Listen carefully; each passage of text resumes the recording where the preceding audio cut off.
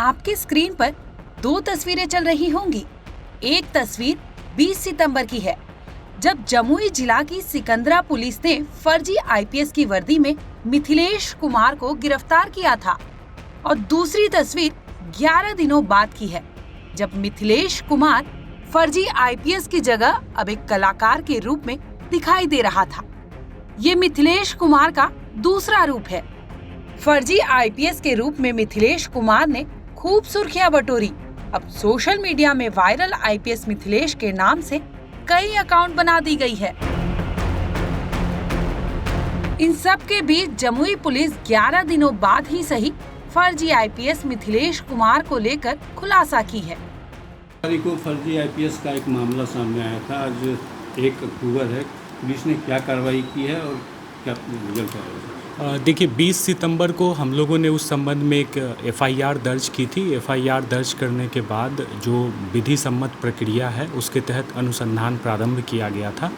इस मामले में जो मिथिलेश कुमार हैं, जिन पर प्राथमिकी दर्ज की गई है, जो कांड के अभियुक्त हैं, उनकी निशानदेही हेतु और अनुसंधान में सहायता हेतु खैरा थाना अंतर्गत जो मनोज सिंह नाम के व्यक्ति, जिनके बारे में उनके द्वारा बताया जा रहा था कि उस व्यक्ति ने उनके साथ चीटिंग की है, हम लोगों ने अनुसंधानक और थानाध्यक्ष के साथ उस एरिया के सभी मनोज सिंह, लगभग 4 लोग मिले थे हम लोगों को, और उनकी पहचान जो मिथिलेश हैं उनसे करवाई थी।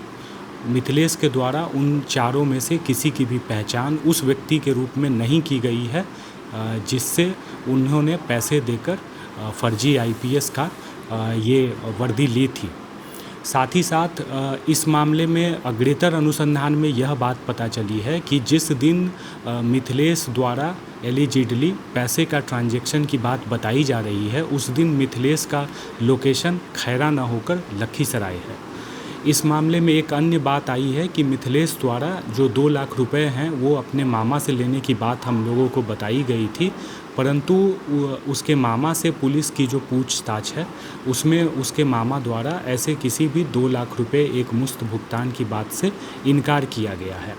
मिथिलेश द्वारा पूछताछ के क्रम में 2 नंबर दिए गए थे और बताया गया था कि वे दोनों नंबर मनोज सिंह के हैं।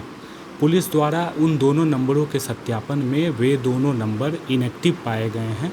इस प्रकार अब तक के जो अनुसंधान हैं उसमें ऐसे किसी भी व्यक्ति मनोज सिंह के संबंध में किसी भी तरीके का कोई पुलिस को लाभदायक सूत्र नहीं मिल पाया है। तो मतलब कि झूठ बोल रहा है कि काल्पनिक बातें कर रहा है, और आगे क्या कार्रवाई की जाएगी? देखिए, पुलिस को जो अनुसंधान में जो वैज्ञानिक दृष्टिकोण से साबित करने के लायक जो साक्ष्य होने चाहिए वो अब तक उपलब्ध नहीं हुए हैं। इस परिस्थिति में हम लोग यह मान रहे हैं कि इस घटना में जो बातें मिथिलेश के द्वारा बताई जा रही हैं वो तथ्य से परे हैं। अनुसंधान में हम लोग अग्रेतर जो विधि की अन्य धाराएं हैं उसके तहत कार्रवाई करेंगे। तो क्या पुलिस मिथिलेश को अरेस्ट करेगी, गिरफ्तार करेगी? देखिए, मिथिलेश को जो धारा 35(3) है भारतीय नागरिक सुरक्षा संहिता, उसके तहत उसे कार्रवाई करते हुए बंद पत्र पर मुक्त किया गया है।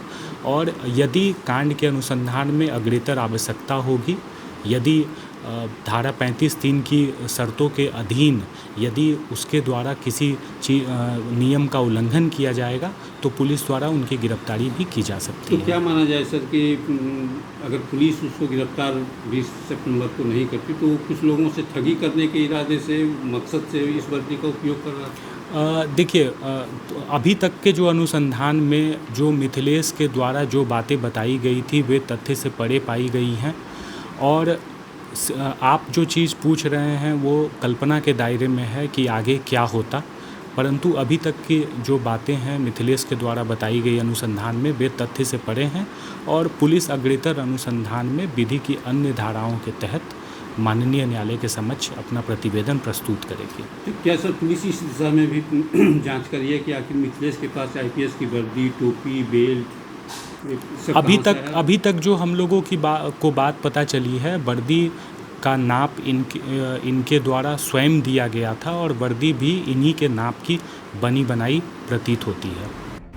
आईपीएस के नाम से मशहूर हो चुका मिथिलेश कुमार आईपीएस मिथिलेश के नाम से सोशल मीडिया अकाउंट बनाया है, जिसमें हर रोज नया नया ब्लॉग बनाकर डालता रहा है, जिसे लेकर लोग बहुत चाव से सोशल मीडिया पर लाइक भी करते हैं। इस खबर के बाद से सोशल मीडिया पर मिथिलेश कुमार खूब सुर्खियां बटोर रहा था। अब तो मिथिलेश एक कलाकार की भूमिका में भी नजर आ रहा है। हाल ही में एक भोजपुरी गाना रिलीज हुआ, जिसमें मिथिलेश अभिनय करते हुए दिखाई दे रहा था। मिथिलेश की माने तो उसके द्वारा भोजपुरी में एक छोटी फिल्म बनाया जा रहा है, जो दुर्गा पूजा के आसपास रिलीज होना है। जमुई से राकेश कुमार के साथ ब्यूरो रिपोर्ट, क्राइम तक।